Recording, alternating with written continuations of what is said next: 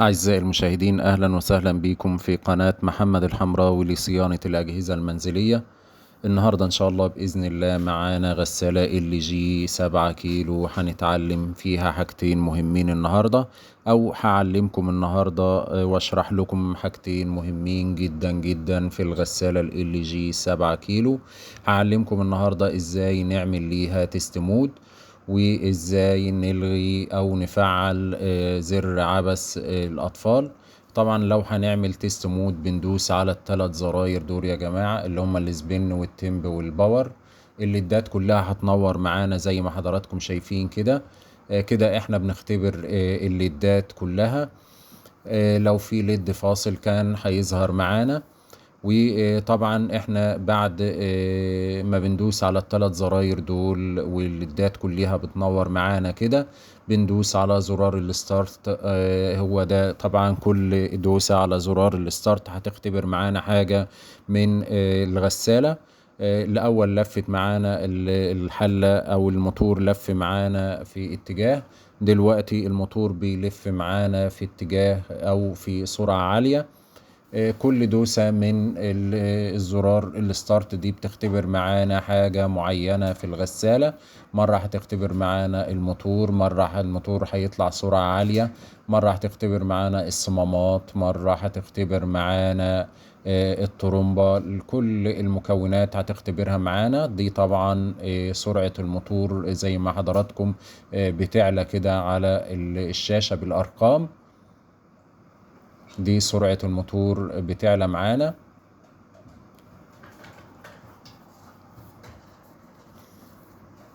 يا رب الصورة تكون واضحة لحضراتكم.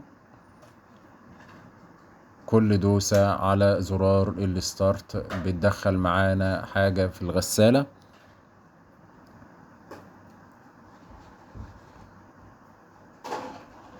والتيست مود ده يا جماعة او الاختبار ده بيبقى في الغسالات LG كله زي بعضه، اللي هو التمب والسبين والباور.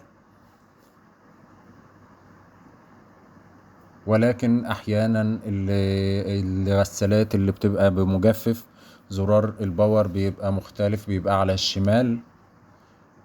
احيانا كده بتختبر معانا صمام. مرة تانية او دوسة تانية بتدخل معانا ترومبة الصرف. طبعا احنا بتختبر معانا الصمامين. طبعا التيست مود ده يا جماعة بنفضل نضغط على زرار الستارت لحد الغسالة ما بتطفي لوحديها. يبقى هي كده خلصت التيست مود بتاعها. ولو في اي عطل طبعا بيظهر معانا على الشاشة، نقدر نرجع لقائمة الاعطال ونبحث عن العطل وطريقة حله. ده بيسهل علينا طبعا في عملية الصيانة، او نقدر نوصل للعطل بطريقة سهلة وبسيطة. لان احيانا حضرتك لما بتروح للعميل وتسأله المشكلة في ايه، هو ما بيبقاش قادر يساعدك او قادر يعرف يقولك المشكلة فين. زي ما حضراتكم شايفين كده الكارتة فصلت معانا من غير ما تدينا اي اعطال. اذا الكارتة كده او الغسالة مش مسجلة اعطال معانا. وكده انتهى بالنسبة للكارتة التيست مود بتاعها. دلوقتي برضو يعني في الجزء التاني هنختبر ازاي، او هنقدر اعرف حضراتكم ازاي ان احنا نفعل زر عبس الاطفال. وازاي العطل ده او عبس الاطفال بيكون كاتب لنا ايه على الشاشة. وازاي ان هو بيجمد الغسالة ما بيخليهاش تاخد اوامر. طبعا الزرارين دول يا جماعة اللي مرسوم عليهم القفل دول، هم دول بتوع عبس الأطفال. لو في أطفال ولا حاجة لعبت في الزراير دي، الكارتة معانا بتعمل عطل.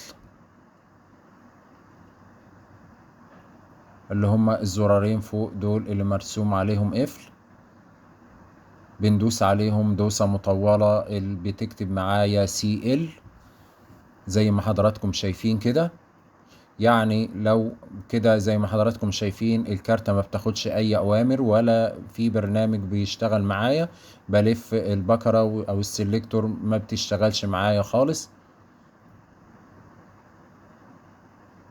بدوس عليهم تاني برضو دوسة مطولة علشان، وادوس باور وافصل الغسالة واشغلها تاني يشتغل معانا، والسي ال تروح من على الشاشة والبرامج تتنقل معانا بكل سهولة.